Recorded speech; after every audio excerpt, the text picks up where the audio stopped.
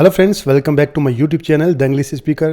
दोस्तों, आज की जो न्यूज़ है वो ली गई है द हिंदू न्यूज़पेपर से और आज की जो न्यूज़ है वो बहुत ही इंपॉर्टेंट है। इस न्यूज़ में जितनी भी इंपॉर्टेंट वोकेबलरी है और जो भी ग्रामर रूल्स हैं उन सभी को मैं डिटेल से पढ़ाने वाला हूँ, तो वीडियो के अंत तक बने रहें। तो दोस्तों, बिना देरी के शुरू करते हैं आज का हमारा वीडियो और सबसे पहले पढ़ते हैं इस न्यूज़ की मेन हेडलाइन।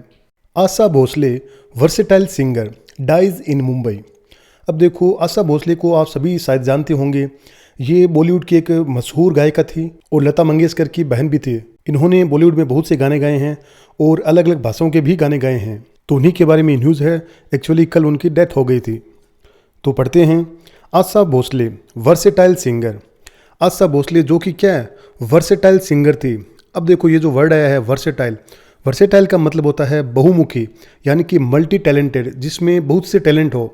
तो यहाँ पर आया है वर्सेटाइल सिंगर, यानी कि बहुमुखी गायिका। यानी कि जो आशा भोसले हैं उन्होंने क्या अलग अलग प्रकार के गाने गाए थे, वो हर प्रकार के गाने गा सकती थी, इसीलिए उनके लिए आया है वर्सेटाइल सिंगर। यानी कि वो क्लासिकल भी गाती थी और जो लाइट म्यूजिक है वो भी गाती थी, फोक सॉन्ग्स भी गाती थी, यानी कि हर प्रकार के गाने गाती थी। इसीलिए यहाँ पर आया है वर्सेटाइल सिंगर, यानी कि बहुमुखी गायिका।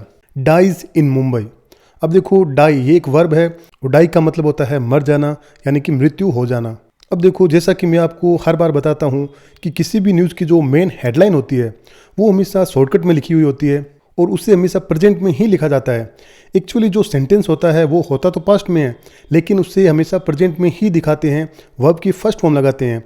तो यहाँ पर आया है डाइज। एक्चुअली ये वर्ब की फर्स्ट फॉर्म है, लेकिन ये जो घटना है वो घट चुकी है। ये सेंटेंस एक्चुअली पास्ट का है, लेकिन न्यूज़पेपर की हेडलाइन में हमेशा वर्ब की फर्स्ट फॉर्म ही लगाते हैं, लेकिन हमें इसे वर्ब की सेकंड फॉर्म मान के ही पढ़ना है। तो यहाँ पर आया है डाइज और डाई की सेकंड फॉर्म होती है डाइड, तो हमें पास्ट का सेंटेंस मान के ही पढ़ना है। तो आशा भोसले वर्सेटाइल सिंगर, यानी कि आशा भोसले जो कि क्या बहुमुखी गायिका थी, डाइज यानी कि वो मर गई, उनकी मृत्यु हो गई, इन मुंबई यानी कि मुंबई में। तो दोस्तों, ये तो थी इसकी मेन हेडलाइन और अब पढ़ते हैं इसका main part. Legendary playback singer Asha Bhosle. अब देखो, यहाँ पर आया है लेजेंडरी। लेजेंडरी का मतलब होता है महान या फिर दिग्गज, और आगे आया है प्लेबैक सिंगर। प्लेबैक सिंगर का मतलब होता है कि जो फिल्मों में गाना गाते हैं, यानी कि जो पार्श्व गायक होते हैं, तो उनको ही बोलते हैं प्लेबैक सिंगर। तो legendary playback singer Asha Bhosle, यानी कि जो महान पार्श्व गायिका, यानी कि फिल्मों में गाना गाने वाली आशा भोसले, डाइड। अब देखो, यहाँ पर आई है वर्ब की सेकंड फॉर्म। जब हमने हेडिंग पढ़ी थी तो हेडिंग में एक्चुअली वर्ब की फर्स्ट फॉर्म आई थी डाइज, क्योंकि हेडिंग को क्या है हमेशा प्रेजेंट में लिखते हैं, लेकिन यहाँ पर एक्चुअली ये सेंटेंस पूरा करेक्ट लिखा हुआ है। तो जो महान पार्श्व गायिका थी आशा भोसले, डाइड यानी कि उनकी मृत्यु हो गई, इन मुंबई यानी कि मुंबई में, ऑन संडे यानी कि रविवार को। सी वॉज 92 यानी कि वो 92 साल की थी। तो यहाँ पर उनकी उम्र की बात हो रही है 92। तो न्यूज़पेपर में क्या है, ऐसे बच्चों की तरह नहीं लिखते कि सी वॉज 92 ईयर्स ओल्ड, ऐसे नहीं लिखते, शॉर्टकट में लिखते हैं, तो थोड़ा खुद को ही समझना पड़ता है। तो सी वॉज 92 यानी कि उनकी उम्र 92 साल थी। The singer was admitted. अब देखो, ये जो सेंटेंस है वो बहुत इंपॉर्टेंट सेंटेंस है। ये सेंटेंस एक्चुअली है पेसिव वॉइस का, पास्ट इंडिफिनिट के पेसिव वॉइस का सेंटेंस है। जब भी वॉज या वर्ब के बाद में अगर वर्ब की थर्ड फॉर्म आए तो इसका मतलब वो सेंटेंस पास्ट इंडिफिनिट के पेसिव वॉइस का होता है। ये चीज़ ध्यान में रखना। जो बच्चे काफ़ी समय से मेरे चैनल से जुड़े हुए हैं, मेरे वीडियो देखते हैं, उन्हें तो शायद पता होगा कि एक्टिव और पैसिव में क्या फ़र्क होता है, लेकिन जो नए स्टूडेंट हैं उन्हें मैं थोड़ा बता देता हूँ कि जैसे यहाँ पर आया है द सिंगर वॉज एडमिटेड, तो हम जैसे एक सेंटेंस लेते हैं कि राहुल एडमिटेड। अब इसका क्या मतलब हुआ? एडमिट का मतलब होता है भर्ती करना। जैसे हम हॉस्पिटल में किसी को भर्ती करते हैं तो उसको ऐसे ही बोलते हैं एडमिट। तो यहाँ पर एडमिट की सेकेंड फॉर्म आई है एडमिटेड। तो राहुल एडमिटेड, तो इसका मतलब होगा कि राहुल ने भर्ती किया, यानी कि किसी न किसी व्यक्ति को हॉस्पिटल में भर्ती किया। लेकिन अब इसमें अगर हम वॉज लगा दें कि राहुल वॉज एडमिटेड, अब इसका क्या मतलब होगा? तो अब इसका राहुल ने भर्ती किया ऐसा नहीं होगा। अब इसका मतलब होगा कि राहुल खुद को भर्ती किया गया, क्योंकि अब ये जो सेंटेंस है वो पेसिव का सेंटेंस बन गया है। जो पहला सेंटेंस है राहुल एडमिटेड, ये एक्चुअली एडमिट की सेकंड फॉर्म है एडमिटेड, और अगला जो सेंटेंस है राहुल वॉज एडमिटेड, ये वर्ब की थर्ड फॉर्म है, क्योंकि एडमिट की सेकंड और थर्ड फॉर्म एक जैसी ही होती है। तो ये जो सेंटेंस है राहुल वॉज एडमिटेड, यानी कि ये पेसिव वॉइस का सेंटेंस है। अब जो राहुल है वो सब्जेक्ट नहीं है, वो एक्चुअली है ऑब्जेक्ट। तो राहुल खुद को भर्ती किया गया, यानी कि उसने किसी को नहीं किया। तो जब भी पेसिव का सेंटेंस होता है तो जो आगे लगा होता है वो एक्चुअली सब्जेक्ट नहीं होता, फिर वो होता है ऑब्जेक्ट, यानी कि उसके खुद के साथ कुछ ना कुछ काम होता है। तो यही फर्क होता है एक्टिव और पेसिव में। तो वैसे ही यहाँ पर आया है द सिंगर वॉज एडमिटेड, यानी कि जो सिंगर है यानी कि जो गायिका है आशा भोसले, उन्हें खुद को क्या है भर्ती किया गया, उन्होंने किसी को नहीं किया। ये है पैसिव का सेंटेंस। तो द सिंगर वॉज एडमिटेड यानी कि गायिका को भर्ती किया गया to the Breach Candy hospital, ये हॉस्पिटल का नाम है ब्रिज कैंडी हॉस्पिटल, तो वहाँ पर उन्हें भर्ती किया गया। ऑन सैटरडे इवनिंग यानी कि शनिवार की शाम को, with exhaustion in chest infection. अब उन्हें भर्ती क्यों किया गया? विद एग्जॉस्शन, एग्जॉस्शन का मतलब होता है थकावट, यानी कि उनको थकावट की वजह से। इन चेस्ट इन्फेक्शन, चेस्ट का मतलब होता है छाती और इन्फेक्शन का मतलब होता है संक्रमण, यानी कि उनकी छाती में क्या संक्रमण था, चेस्ट इन्फेक्शन था और क्या थकावट थी, इसकी वजह से उन्हें क्या हॉस्पिटल में शनिवार शाम को भर्ती करवाया गया। तो ये जो वर्ड आया है एग्जॉस्शन, इसे नोट डाउन कर लेना। हॉस्पिटल ऑफिशियल्स सेड, ऑफिशियल्स का मतलब होता है अधिकारी, यानी कि जो अस्पताल के जो अधिकारी थे उन्होंने कहा। द कोज ऑफ डेथ, कोज का मतलब होता है कारण, तो जो डेथ का जो कारण है यानी कि जो मृत्यु का कारण है वो क्या है, वोज मल्टी ऑर्गन फेलियर, यानी कि वो क्या था, मल्टी ऑर्गन। मल्टी का मतलब होता है कई और ऑर्गन का मतलब होता है अंग, तो उनके जो कई अंग है वो क्या है, फेल हो गए, फेलियर हो गए, यानी कि काम करना बंद कर दिया, तो ये था उनकी मृत्यु का कारण। Following a cardiac arrest, following का मतलब होता है के बाद में, और कार्डियक अरेस्ट का मतलब होता है दिल का दौरा। तो क्या है, दिल का दौरा पड़ने के बाद उनके जो मल्टी ऑर्गन्स है वो क्या है, फेल हो गई, काम करना बंद कर दिया, तो ये था उनकी मृत्यु का कारण। तो अस्पताल के अधिकारियों के अनुसार उनकी मृत्यु का कारण दिल का दौरा पड़ने के बाद कई अंगों का काम बंद होना था। हर सन आनंद भोसले, यानी कि उनका बेटा जिनका नाम है आनंद भोसले, कन्फर्म द न्यूज़, यानी कि उन्होंने क्या कन्फर्म किया, पुष्टि की, यानी कि इस खबर की, तो उन्होंने क्या इस खबर की पुष्टि की आउटसाइड द हॉस्पिटल, यानी कि हॉस्पिटल के बाहर। तो उनके बेटे हैं जो आनंद भोसले, उन्होंने क्या अस्पताल के बाहर इस खबर की पुष्टि की। ही सेड, उन्होंने कहा, दोज यानी कि वे लोग, हु विश, विश का मतलब हो गया कि जो चाहते हैं, तो हु विश यानी कि जो चाहते हैं, टू पे देयर लास्ट रिस्पेक्ट्स, टू पे, पे का मतलब है देना, तो वे लोग जो क्या है देना चाहते हैं देयर लास्ट रिस्पेक्ट, यानी कि अंतिम श्रद्धांजलि, अंतिम रेस्पेक्ट देना चाहते हैं। मे विजिट, यानी कि वो क्या आ सकते हैं, विजिट कर सकते हैं हर रेजिडेंस, रेजिडेंस का मतलब होता है निवास स्थान यानी कि घर, तो वो क्या उनके घर आ सकते हैं। ऑन मंडे 8:11 AM, यानी कि सोमवार को सुबह 11 बजे। तो उन्होंने कहा कि जो लोग क्या है अंतिम श्रद्धांजलि देना चाहते हैं वे क्या है सोमवार सुबह 11 बजे उनके घर आ सकते हैं, रेजिडेंस आ सकते हैं। हर लास्ट राइट्स, राइट्स का मतलब होता है संस्कार, तो यहाँ पर आया है लास्ट राइट्स, यानी कि उनका अंतिम संस्कार। विल बी परफॉर्म्ड, यानी कि किया जाएगा, यानी कि उनका जो अंतिम संस्कार है वो किया जाएगा। अब देखो ये जो सेंटेंस है ये भी पैसिव वॉइस का सेंटेंस है, ये है फ्यूचर इंडिफिनिट के पैसिव वॉइस का सेंटेंस। जब भी विल बी या सेल बी के बाद में अगर वर्ब की थर्ड फॉर्म आए तो इसका मतलब वो क्या है, फ्यूचर इंडिफिनिट के पैसिव वॉइस का सेंटेंस है, और उसको हमेशा क्या है किया जाएगा, दिया जाएगा, लिया जाएगा, इस प्रकार से ही पढ़ेंगे। तो आगे जो आया है हर लास्ट राइट्स, ये है एक्चुअली ऑब्जेक्ट, तो हर last rites will be performed, यानी कि उनका जो अंतिम संस्कार है वो किया जाएगा। कहाँ पर? 8 शिवाजी पार्क, यानी कि शिवाजी पार्क में 8:04 PM, यानी कि शाम को 4 बजे। With full state honours, state honours का मतलब होता है राजकीय सम्मान, यानी कि सरकारी सम्मान, तो क्या है पूरे राजकीय सम्मान के साथ किया जाएगा।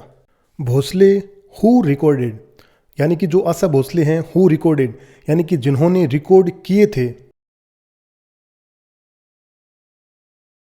नियरली 12,000 सॉन्ग्स, यानी कि लगभग 12,000 के आसपास जो गाने रिकॉर्ड किए थे। इन ओवर 20 लैंग्वेजेस, यानी कि 20 से भी क्या है ज़्यादा भाषाओं में, अधिक भाषाओं में। Through out a career, through out का मतलब होता है पूरे समय में, अ करियर यानी कि अपने करियर के पूरे समय में। स्पेनिंग डिकेड्स, अब देखो स्पेनिंग का मतलब होता है चलने वाला, यानी कि जो उनका जो करियर है जो कि चला। डिकेड्स, डिकेड का मतलब होता है दशक, यानी कि 10 वर्षों के समय को बोलते हैं डिकेड्स। तो उन्होंने क्या है कई दशकों तक चले करियर में 20 से भी अधिक भाषाओं में जो 12,000 गाने रिकॉर्ड किए थे वो क्या है इज वाइडली कंसिडरेड। वाइडली का मतलब है व्यापक, तो यहाँ पर आया है कंसिडरेड, जो कि कंसिडर की थर्ड फॉर्म आई है। और जब भी इज आर एम के बाद में वर्ब की थर्ड फॉर्म आती है, तो जैसे यहाँ पर आई है कंसिडरेड, ये वर्ब की थर्ड फॉर्म है, तो जब भी वर्ब की थर्ड फॉर्म आती है इज आर एम के बाद में तो इसका मतलब है वो प्रेजेंट इंडिफिनिट के पैसिव वॉइस का सेंटेंस होता है।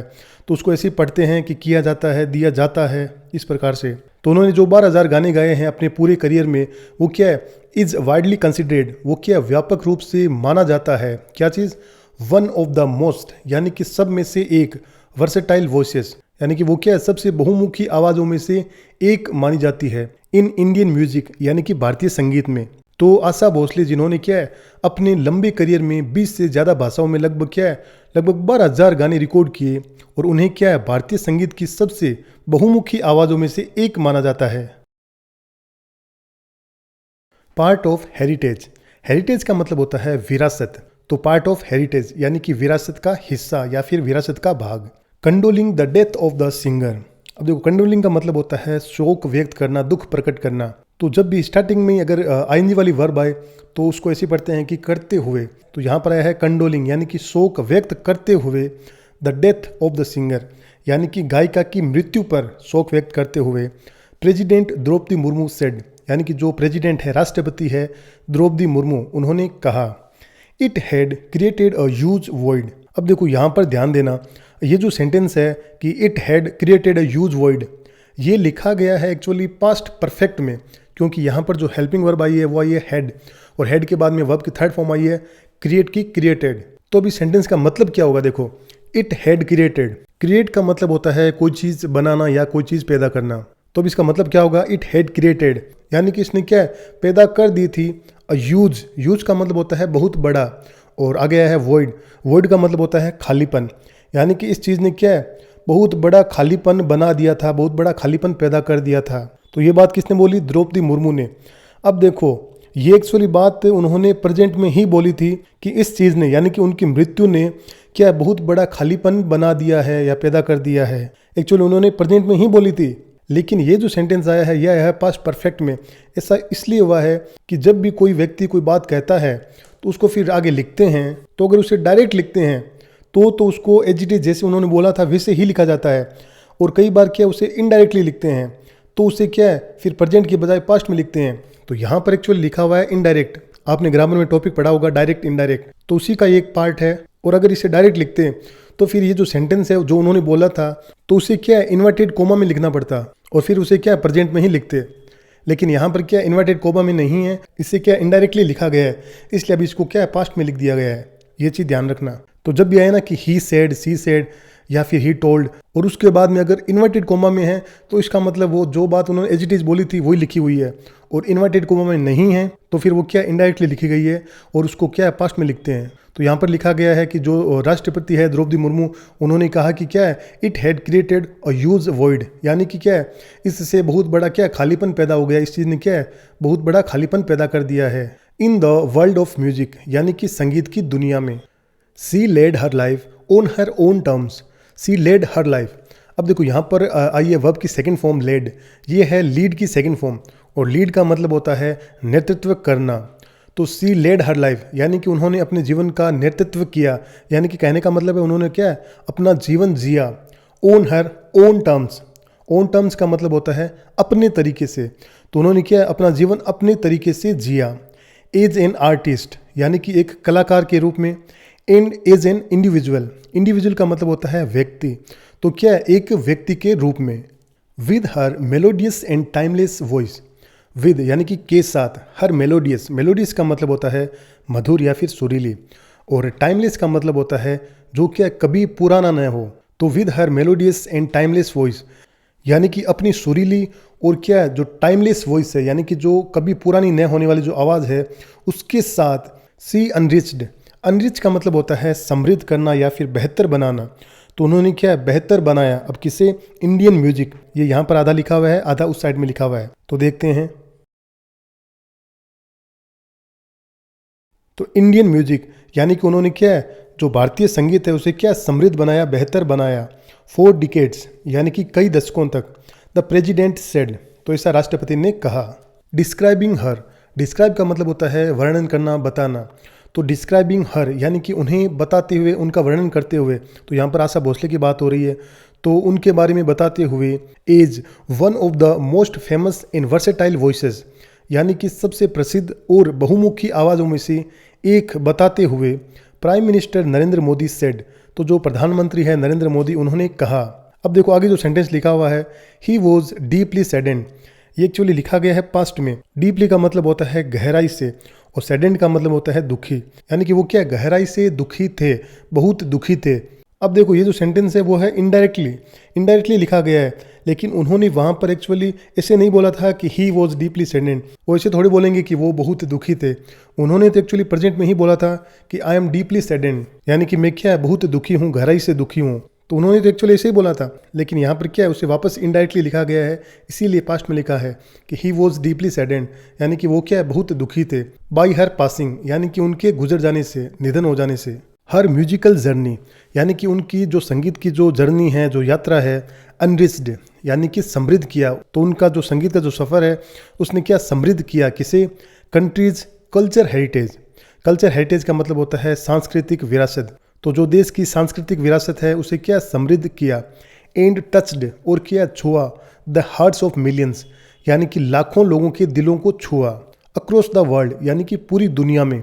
मिस्टर मोदी सेड, तो ऐसा मिस्टर मोदी ने कहा। तो दोस्तों यही समाप्त होता है हमारा आज का वीडियो। आई होप आप सभी को अच्छे से समझ आया होगा, और अगर हमारा वीडियो आपको अच्छा लगा है तो हमारे वीडियो को लाइक करें, शेयर करें, और जो नए स्टूडेंट हैं वो हमारे चैनल को सब्सक्राइब करें। मिलते हैं नेक्स्ट वीडियो में। Till then take care and bye bye.